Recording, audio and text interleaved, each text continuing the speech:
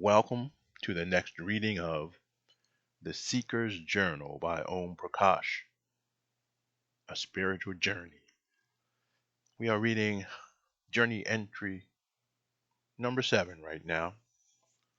Please sit back, relax, and have a listen. I made a deal with my guides last night. It was to admit that I had guides. It was to come out of the closet as a mystic who could channel if he wanted. I have been able to do this for years, but the idea of being seen as some weird woo-woo person is something I have never wanted.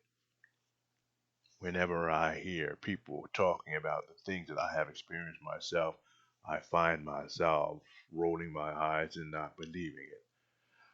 I seem to have become so much of the victim of material science that I can barely believe in my own experiences. But my guides have told me that if I want to progress, I will have to fully accept myself and come out of the closet as a mystic and healer. I had a strange dream last night. I was in a large squared walled city. In that city there were many leaders who were murderers and cutthroats. Everyone was being held hostage. There were people roaming the streets dressed in black, in large black hats, who would capture anyone who dared to think freely and would cut off their heads. A friend and I found a way to climb over the wall and escape. As we dropped to the sidewalk outside, we could see a sentry headed towards us with a weapon raised. He was far away, standing near an intersection, and a car came by and almost hit him. That gave us just enough time to escape. We ran up a small and adjourning street. We found ourselves in a small rustic city, similar to one you would find in Costa Rica or Mexico. We didn't have much money, but we were free, and it didn't seem that we needed money there. It was very peaceful. We decided to stop in a little restaurant to get some food. While we were there, some of the agents from the walled city entered. We discovered that most of the people in the small town were also agents of the city, spread out into the population to control anyone who might escape. My friend and I began to fight the main two agents. The only way to kill them was to stab them with a dragon's claw. We each had one on a necklace around our necks and tucked in our shirts, but they didn't know that anyone had them. The fight ensued. We were successful in killing them, and then we were free forever. For some reason, they were the only two fighting, and only we had to defeat them to save the rest of the people. The scene shifted to a house that was peaceful. I was settled in and preparing to go and take a class from a woman in a nearby village. As I drove my scooter to her house, memories of the walled city and the village emerged, and the danger that I might end up being trapped in that walled city again if I took the wrong turn. Another dream.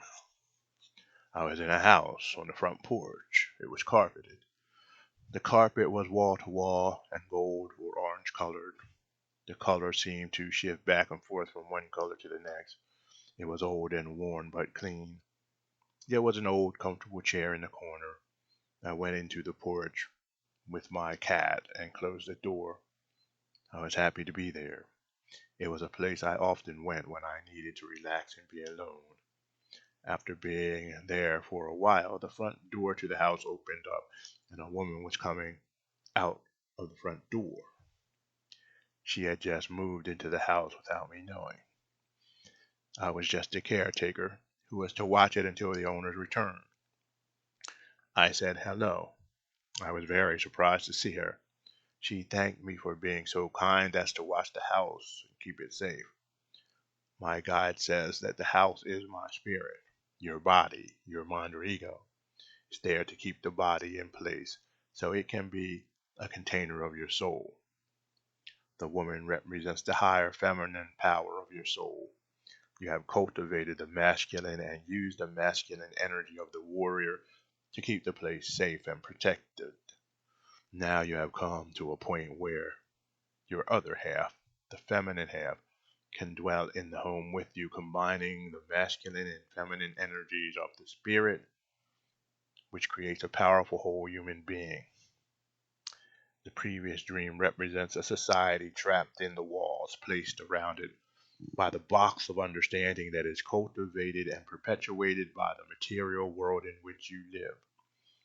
Those who patrol the streets are oppressors, not only people, but powers, principalities, spiritual wickedness in high places.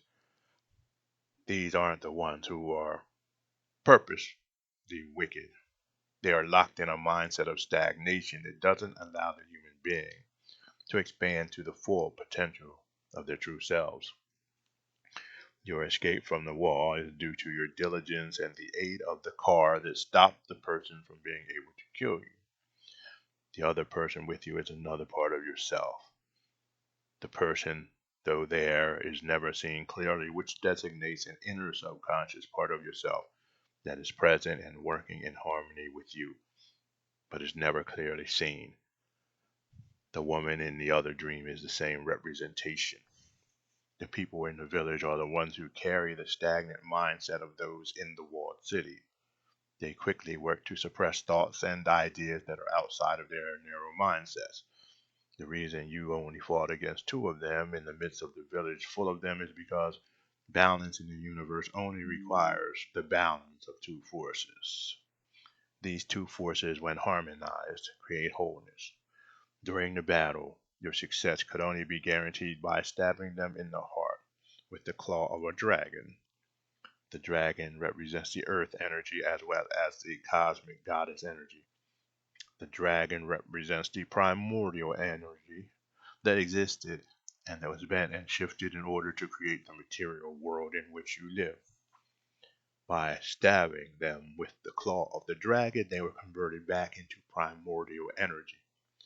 This represents you converting the material mind itself that exists within back into the primordial energy necessary for the teaching and healing that you will be doing for me in the future. Though it may not seem so, the dragon's claw is love. Yes, love and truth returns everything back to its origins and allows it to return to its greater self. That's the reading for today, folks. We'll be doing several short readings, one or two chapters at a time. We hope that you can listen and enjoy. Namaste.